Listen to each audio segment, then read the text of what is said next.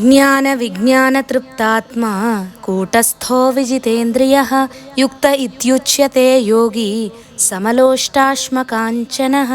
కొంతమంది వేదాలు, శాస్త్రాలు, పురాణాలు, ఉపనిషత్తులు, భగవద్గీత చదువుతూనే ఉంటారు, వల్లెవేస్తుంటారు. కానీ వాటిని ఆచరణలో పెట్టడం మాత్రం శూన్యం. వారికి కేవలం శాస్త్రజ్ఞానం తప్ప వేరే ఉండదు. తృప్తి అనేది అసలే ఉండదు. తృప్తి లేని వాడికి ఎంత జ్ఞానం ఉన్నా ఏం లాభం లేదు. పైగా చదివింది చాలదు, ఇంకా ఇంకా చదవాలి అని నిరంతర అశాంతితో బాధపడుతూ ఉంటాడు. అలా కాకుండా తాను ఆర్జించిన జ్ఞానాన్ని ఆచరణలో పెట్టినవాడే అసలైన జ్ఞాని. అటువంటి వాడు తనకు ఉన్న దానితో తృప్తి చెందుతాడు. లేని దానికోసం పాకులాడాడు. తనకు ఎంత కావాలో అంతే సంపాదించుకుంటాడు. జీవితం తృప్తిగా ప్రశాంతంగా గడుపుతాడు.